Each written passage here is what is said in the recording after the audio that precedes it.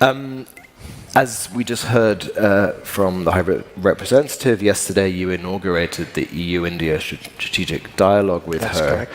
I wanted to start by asking you, how does India kind of rank the relations with the EU on a global scale? What framework would you put around it? Well, I would give it pretty high priority, but I would also accept that in many ways we've been more focused on some individual European states. Interesting. And it's really been maybe this decade that we've had a more comprehensive engagement with Europe, with Brussels, with, let us say, the Nordic countries, with the Mediterranean countries. So it's been this decade, the interest in Europe, the intensity of ties has grown. But right now, you catch us at a very important moment. We had the College of Commissioners, of course, very soon after they came into office, visit India collectively. We know that's a very unusual and very positive step. And we are really looking at, deepening our ties. So the centerpiece is the FTA, of course, which has been under negotiation for some time now. But everything that I heard, including this morning from Commissioner Shevchovich, was very positive. I think we're making very good progress. But beyond trade, when we look at, we have a Trade and Technology Council with the EU. We discussed the objective of a defense and security partnership. We have our version of Global Gateway. Right. So how do we get Global Gateway and the Indian Development Assistance Program to match up? We discussed mobility and talent flows, education. So I would say really it's a relationship which is which is growing, and given the state of the world, certainly from the Indian perspective, I think its importance is growing, and that's the message I'm hearing from my European counterparts as well. I'm very keen to ask you about the state of the world, but just could I take? Of course, it's yours. Sure. Yeah. Just as a quick follow-up, I mean, your government and the college are on the clock. Prime Minister Modi and Commission President von der Leyen set a target of the trade deal by the end of the year. You're still on track to hit that? Shevchovich is a pretty busy man at the moment. So are we all, for reasons not always within our control. Sure. But sure. I think between end February, when the College of Commissioners was there, we are now in June. There's been a lot has been done, and everything that I heard on this trip gives me the confidence that it's within sight. Yes. That by the end of the year it is feasible to do this. Good news indeed. So, as you said, the world is in pretty fractured state. Okay. Whether or not you want to blame it on the new US president or not, it's a fact that things are changing. India has long had a very powerful non-aligned status. I mean, do you feel that is now coming into its own? I was in Europe about 2 weeks ago, a different part of Europe, and a prominent European leader actually sharing with me their thinking. Yeah. Brought up this point. His point was that, India has, because of its political traditions and history and experience, We are conditioned to deal with situations and challenges, think it through for ourselves, Yeah. and essentially make decisions based on what capabilities we have and what we are able to leverage from the world. And that's because, we have never been an alliance Sure. partner. By the nature of our foreign policy structure, our strategic choices, we sort of have that mindset and approach. Now, obviously, Europe has a very different history, and so some of the predicaments that Europe faces today are experiences perhaps which for us are normal. I mean, that's the way we have grown up and built our foreign policy. I would say in this world that we now are, where there is both in terms of looking, countries are much more narrowly focused on their interest. Not just narrowly focused, also have a much shorter timeline. It's a much more immediate interest that is driving decisions and calculations. And I would say, shall we say, the interests of others and of the larger environment is less of a factor. Interesting. This kind of world which today there is, and now I'm not saying everybody has that habit, but confronted with those prospects, we have the ability to deal with it. At the same time, we ourselves have, beliefs, values, solidarity. We do things for other countries. We do things for the world. We think it's a good thing to do all those things. Yeah. And we are equally comfortable dealing with other countries who have that bent of mind. So in that sense, I would say a more differentiated world. Give me the situation when I look at the partner or the, what I'm confronted with, I will come up with that aspect of my sort of capability. So those who are more direct and transactional, be more direct and transactional with them. Those who have a longer view and a broader philosophical outlook of a better world, let that side of you flow as well. India's obviously got good relations with both the US and the EU. We're just talking about how they're going to get even better. Does it then worry you, this divergence between the transatlantic partners at the moment? There's friction, there's disagreement, there could be a really big trade war if something doesn't happen in the next 4 weeks. Is that a risk or an opportunity for India? I think it's a reality. Look, Sorry, you think a transatlantic divergence is a reality? No, I think there are realities. Right. Sometimes, if, as I said, if you've grown up in an alliance culture, even a public difference looks much bigger if you're not used to differences and you're not used to it being aired very, very visibly and articulately. I'm not sure I would worry whether this would happen or that would happen. You take it as you get it, and you make the best of it. I mean, that's really what my business is all about. So we do see today that Europe has a distinct position on many issues. Those are not necessarily the positions shared today in the United States. So that's a reality.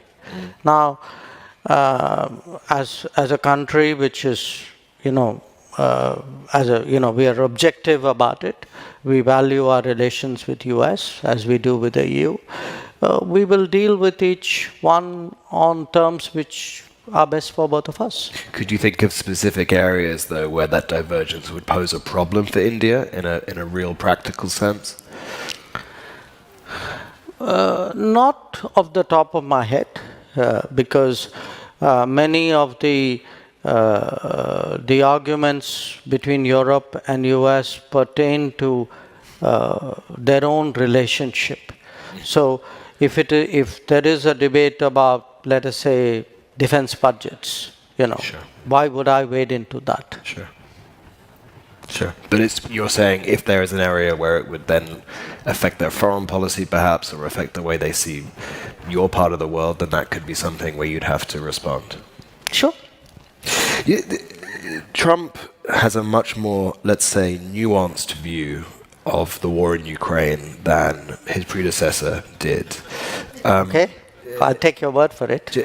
Well, nuanced is the way that people have described India's position towards Russia in the last. That one is okay. So do you now feel vindicated that you were always right all along on Russia? No, look,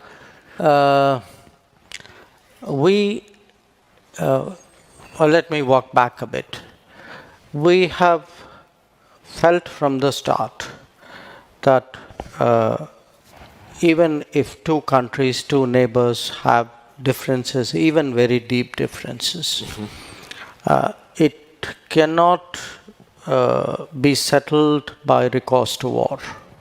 Okay. If war has started, you're not going to get, given the situation, you're not going to get a solution out of the battlefield.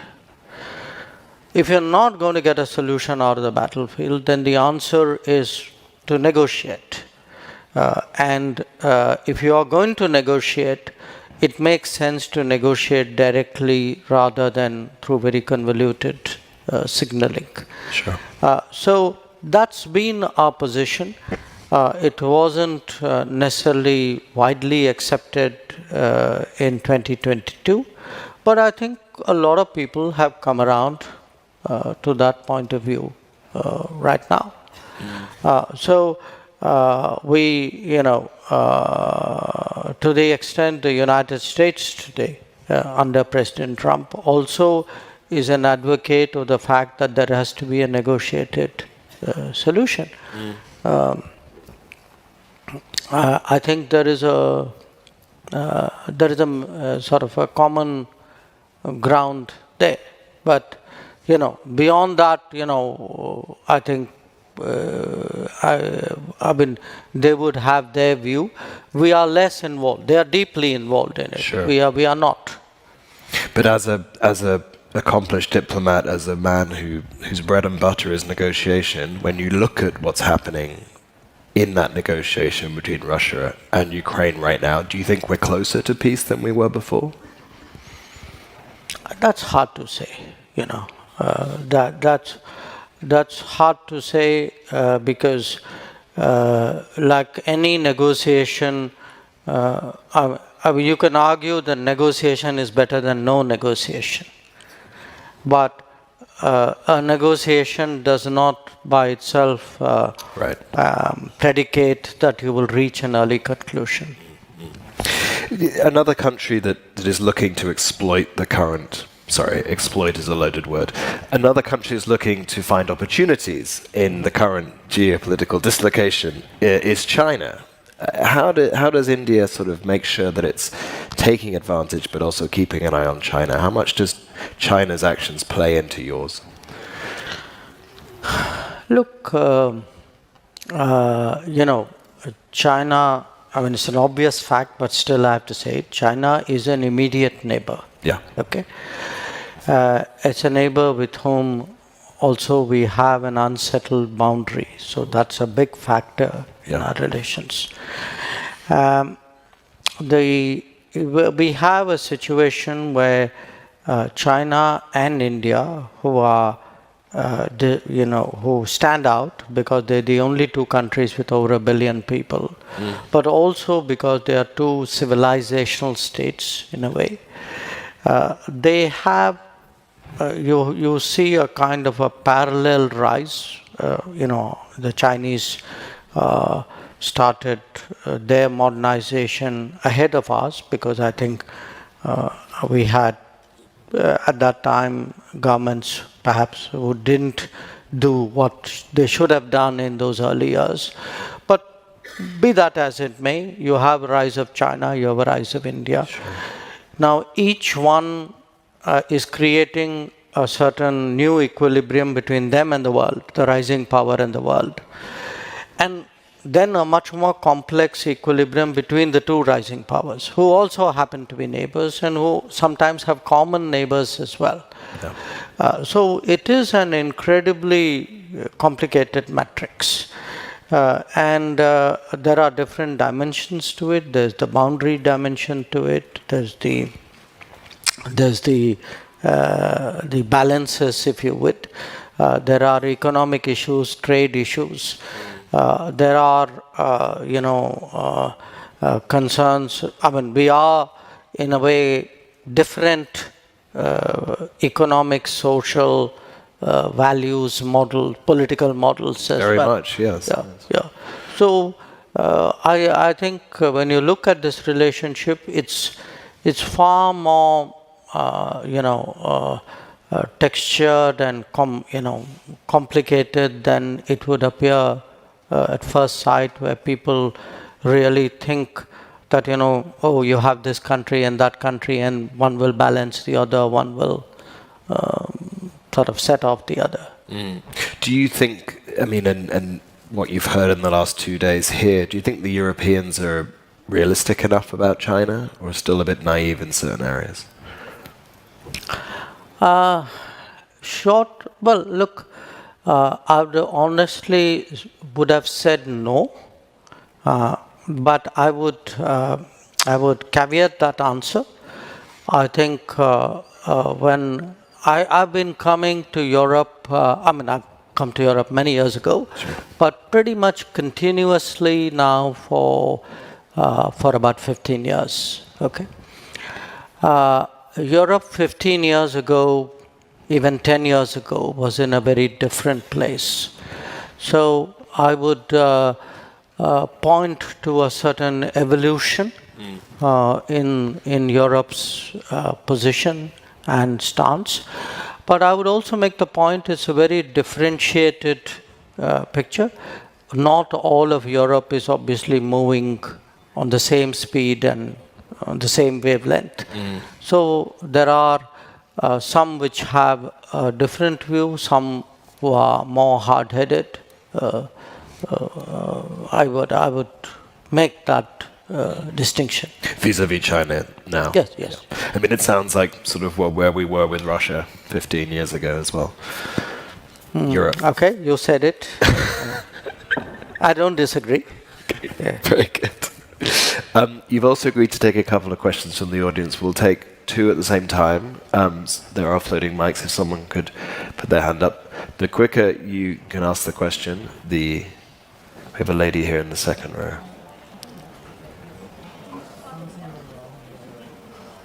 If you'd like to just tell the question, I can make sure Dee can hear it. Can anybody hear? Yeah, I can hear you, so that's fine. More important, I can hear you. Yeah, exactly. His Excellency, my name is Barçın Naç. I'm journalist from Turkey. I would like to thank you for a quote dating back in 2022 when you said that Europe should grow out of the mentality that Europe's problems are the world's problem, that the world's problem is not Europe's problem. I don't know how many times I have used this quotation, giving respect to the copyrights, but the question is, do you see signs that Europe is growing up of that mentality? Because it's really difficult to get out of this mentality. Thank you so much. I'm just going to ask just one. So, other. What should be their limitations and assets? Okay. You have no idea how many times that quotation has been thrown back at me. But I do want to say this. We are now in 2025. And I think there's been a big change where Europe is concerned in these 3 years. In a way, it answers the last question. And here's my point, which is, look, a large part of being on your own, or being part of a multipolar architecture. Yeah. One is to sort of realize your own capabilities and limitations and compulsions and relationships. So you're more self-reliant in a way. But the other part of it is also to try to put yourself in the shoes of the other party. It's not easy to do. Look, I know Russia is a big issue right now. Your last observation was when you asked me. So, is that true of Russia as well? To my honest answer to you is, I don't think, I don't think many Europeans had a good sense of how the Russians felt about the relationship or about the direction of events. When people, say, oh, we didn't see that coming, you normally don't see that coming. I'm not justifying anything, sure. Okay? I'm just saying that in international relations, if you have to be a good practitioner, if you have to do well even for your own country or for your own group of countries, it's smart to try to understand the thinking processes, the interests, the anxieties, the behavioral traits of other parties. And I certainly didn't see that, I would say, in respect of Russia also. So, in fact, often, the narrative you hear from Russia is so starkly different about, let us say, the evolution of Europe after 1992.